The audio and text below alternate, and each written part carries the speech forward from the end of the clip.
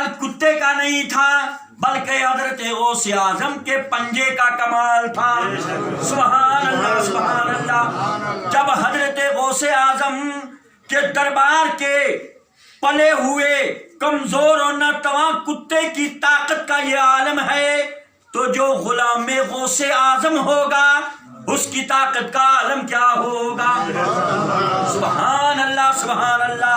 مجھے کہہ لینے دو مسلمانوں، اس پہ ایک نکتہ یاد رکھو، اگر حضرت غوث اعظم کے لنگر میں ٹکڑے کھانے والا کتا اس گائے کو شیر سے بچا کر کے واپس لا سکتا ہے تو حضرت غوث اعظم ہم چاہنے والے مریدوں کو جہنم سے نکال کر کے جنت کا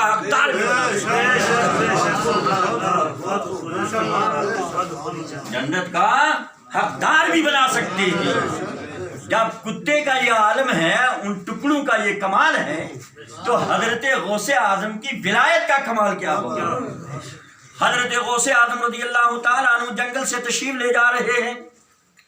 آقا غوث اعظم جہاں اللہ کے بہت بڑے ولی تھے، بہت بڑے غنی بھی تھے، سبحان اللہ، مالدار بھی تھے۔ روایت میں آتا ہے آپ جو جبہ پہنتے تھے نا ہر روز 70,000 درہم کا ایک جبہ ہوتا تھا۔ توجہ فرمائیے، آج سے بڑا کا بڑا پرائم منسٹر بھی نہیں پہن سکتا جو ہمارے غوث اعظم نے پہنا ہے، لیکن ان کے پہننے کا نظریہ کچھ اور تھا۔ وہ زیب و زینت کے لیے نہیں پہنتے تھے، وہ صدقہ کرنے کے لیے پہنتے تھے۔ حضرت غوث اعظم صبح کو 70,000 درہم کا جبہ پہنتے ہیں اور شام کے بعد، شام سے پہلے پہلے باہر ڈال دیا کرتے تھے۔ حکم ہوتا تھا کہ غربا فقراء آئیں اور اسے لے جائیں۔ سبحان اللہ سبحان اللہ۔ غریبوں میں تقسیم کر دیا کرتے تھے۔ کیا کہنا، حضرت غوث اعظم جنگل سے تشریف لے جا رہے ہیں، اللہ اللہ کرتے تشریف لے جا رہے ہیں، بڑا قیمتی جبہ پہنے ہوئے تھے۔ جنگل میں ڈاکو بھی بیٹھے ہوئے تھے۔ ایک ڈاکو کی نظر پڑ گئی، ارے یہ کوئی فقیر جا رہا ہے، یہ کوئی داڑھی والا جا رہا ہے، شاید کس نے اس کو جبہ دے دیا، اتنا قیمتی پہنے ہوئے ہے۔ دوڑتا چلا گیا، آج اس فقیر کو پکڑوں گا، پکڑ کر کے اس سے جبہ اتار لوں گا، اتار کر کے بیچ کر کے زندگی کا گزارا کر لوں گا۔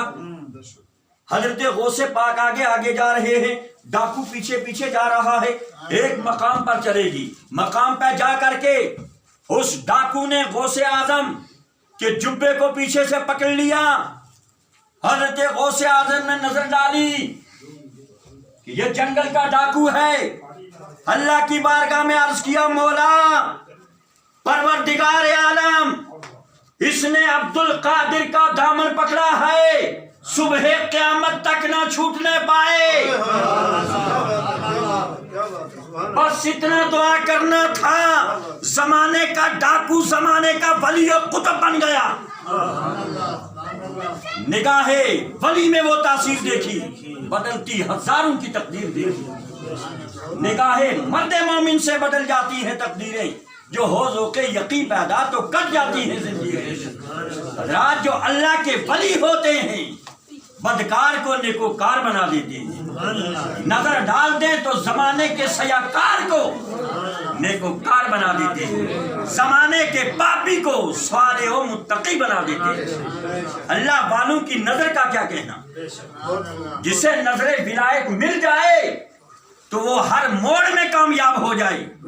میں آپ سے کہا کرتا ہوں حضرات، جاتے جاتے میں یہ کہہ دوں کہ اللہ کے ولیوں کے مزارات وہ ہیں جہاں اللہ تعالیٰ اپنے بندوں کی دعاؤں کو قبول فرماتا ہے۔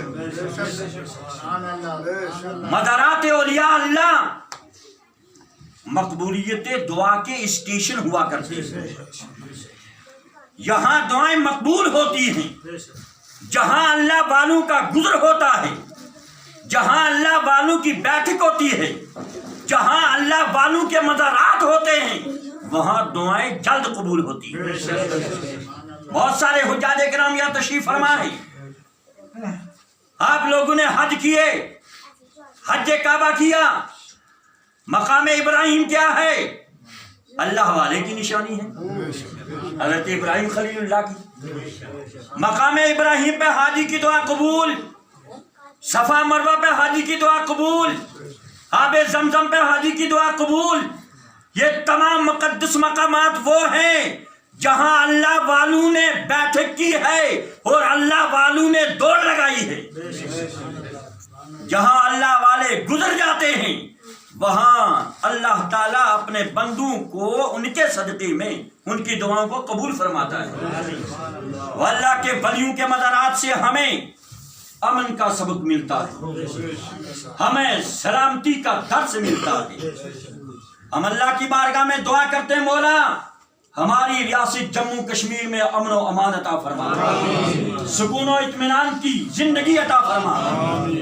جس طریقے سے آج کچھ ظالم غریبوں کے پیچھے پڑے ہوئے ہیں، ظلم و ستم کر رہے ہیں، ہم اللہ کی بارگاہ میں دعا کرتے ہیں، مولا انہیں ہدایت دے، اگر ہدایت نہیں تو ہمارے راستے سے انہیں ہٹا دے۔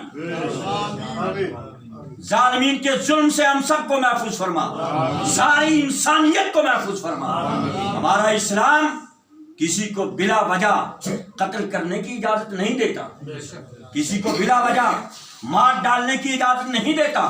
ہمارا اسلام فتنہ فساد کو نہیں ابھارتا، ہمارا اسلام امن کی دعوت دیتا ہے، ہمارا اسلام سکون کا درس دیتا ہے، ہمارا اسلام امن و سلامتی کو قائم کرتا ہے، ہمارا اسلام ہر وقت امن و سلامتی کا درس دیتا رہا ہے اور صبح قیامت تک امن و سلامتی ہی کا درس دیتا رہے گا۔